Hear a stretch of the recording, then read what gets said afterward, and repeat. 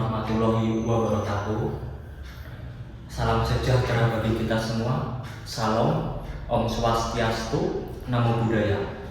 Jadi perkenalkan dulu ya, namaku itu Kanif Sinaldo. Jadi aku akan membahas yang pasti kalian sudah lihat lah ya, sudah lihat thumbnailnya apa. Jadi aku akan membahas topik tersebut. Kenapa? Karena aku pribadi itu fans dari Madrid dan MU, dua tim itu. Sambil makan ya.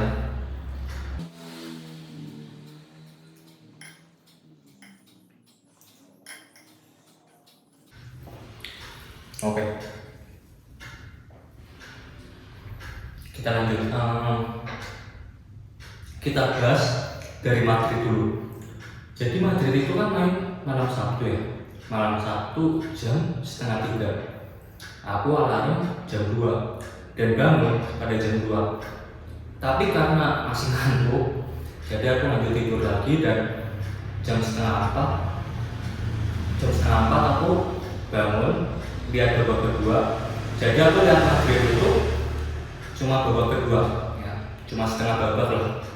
Dan aku pada saat melihat pertandingan tersebut, Vini kok diganti, dan ternyata Vini itu cedera kan. Ya mudah-mudahan sih cederanya nggak panjang sih. Jadi aku lihat di babak kedua, nah permainan Madrid ini apa ya, sama seperti tahun-tahun sebelumnya sih menurutku loh ya.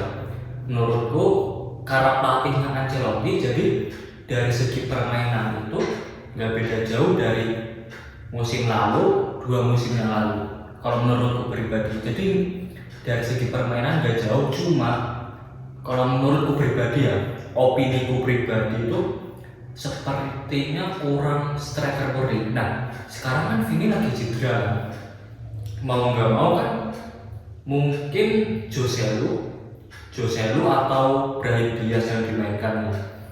Kalau dilihat dari komposisi pemain tersebut, sebenarnya sih butuh satu striker murni, dan tahun depan juga belum tentu Mbappe ke Madrid kan, bisa jadi perpanjang kontrak lagi, kasusnya seperti itu.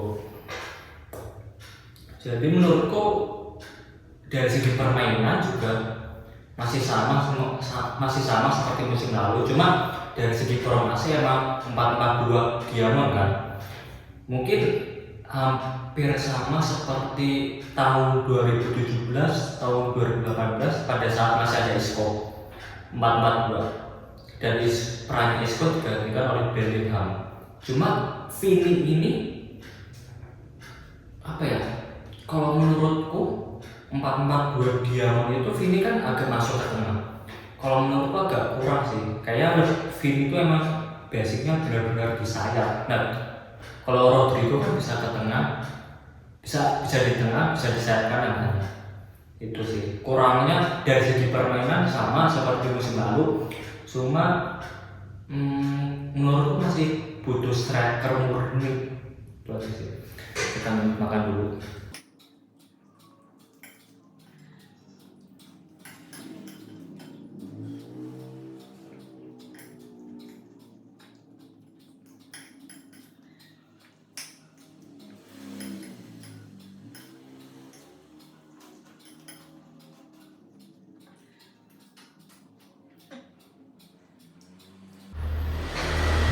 Kita lanjut.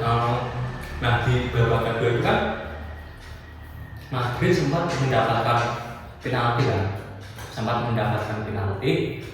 cuma situ kan yang mengambil kan Rodrigo, dan akhirnya tidak gol kan. Nah di saat itu Ancelotti marah-marah, harusnya Modric yang mengambil tapi Rodrigo yang mengambil. Akhirnya Ancelotti marah-marah, dan menurut media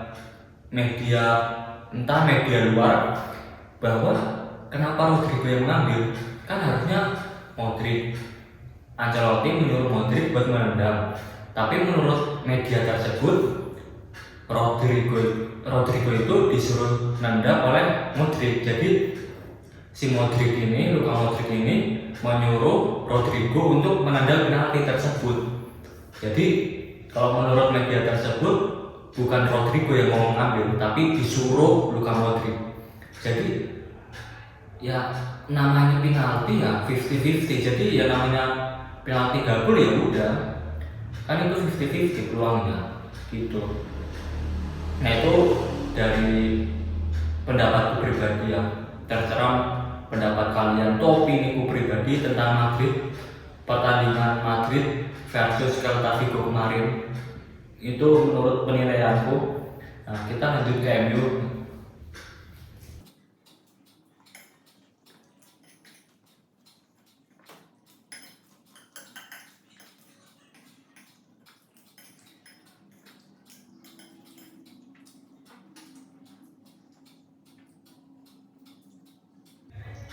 Kita lanjut ke MU. Nah tadi malam itu MU, jadi ini hari Minggu ya, aku syutingnya hari Minggu. Jadi MU itu tadi malam aku lihat kan main jam 9 ya, sambil lihat timnas juga aku nonton. Nah pada saat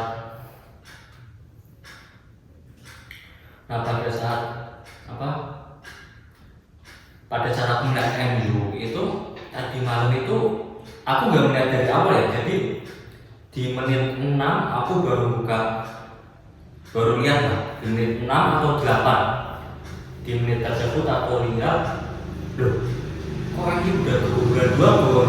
Pada saat aku lihat di HP itu ternyata kebobolan di menit 2 dan 4. Nah setelah itu kan MU sempat menekan Nottingham Forest ya, penguasaan bolanya pun sampai 91% kan, 91% banding 9%. Karena MU udah ketinggalan 2 gol kan, mau nggak mau kan menyerang habis-habiskan kan, menggempur pertahanan Nottingham Forest.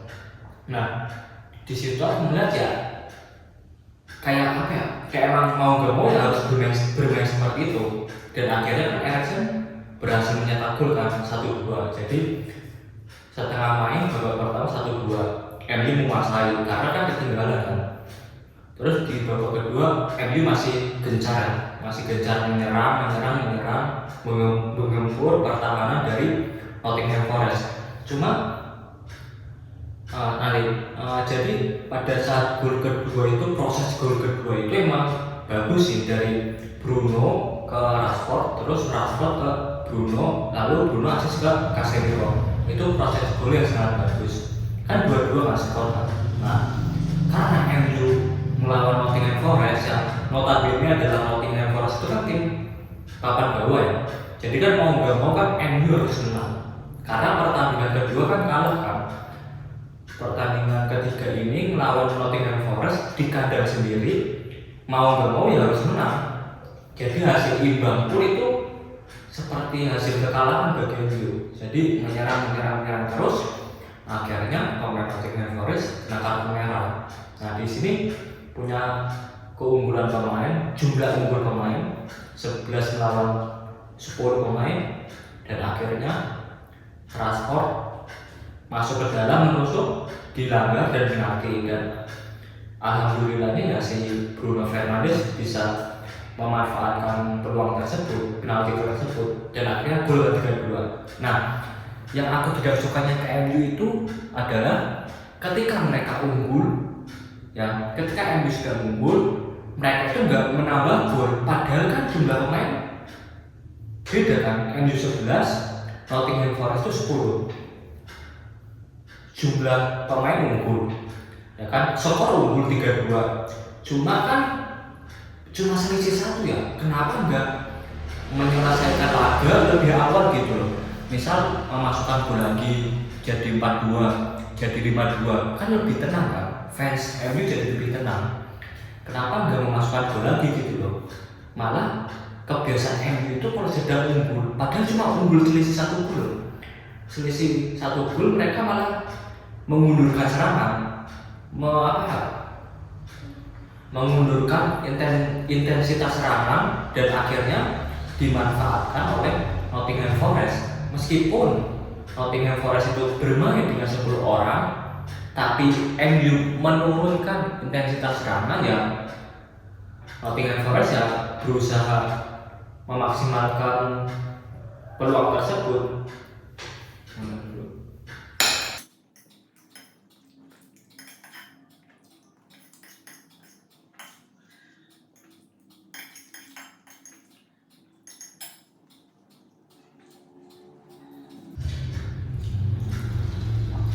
Lanjut.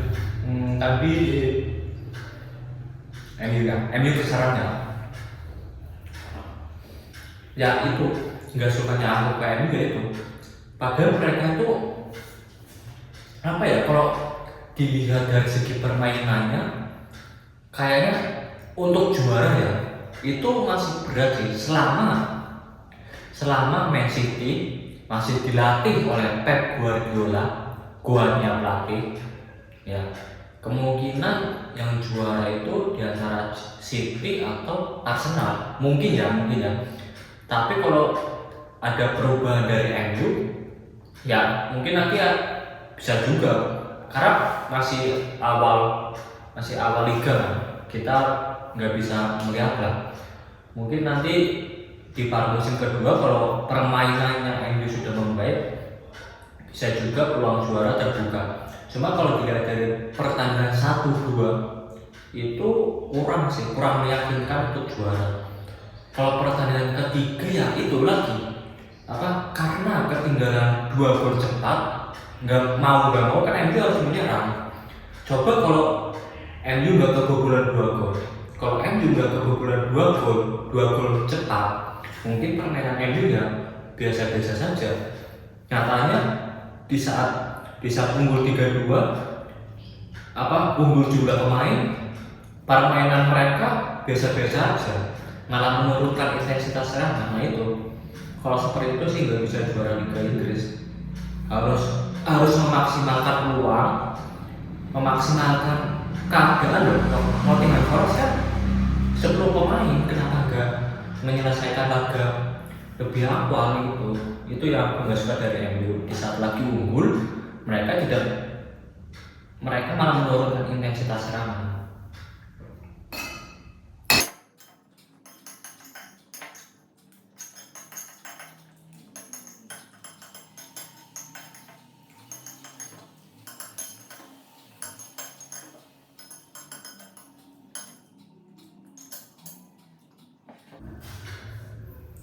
Oke teman-teman, karena makalahnya sudah habis, jadi cukup sampai di sini untuk hari ini. Nanti mungkin next week itu malam minggu next week ya, minggu depan malam minggu jam 9 itu aku live reaction antara Real Madrid versus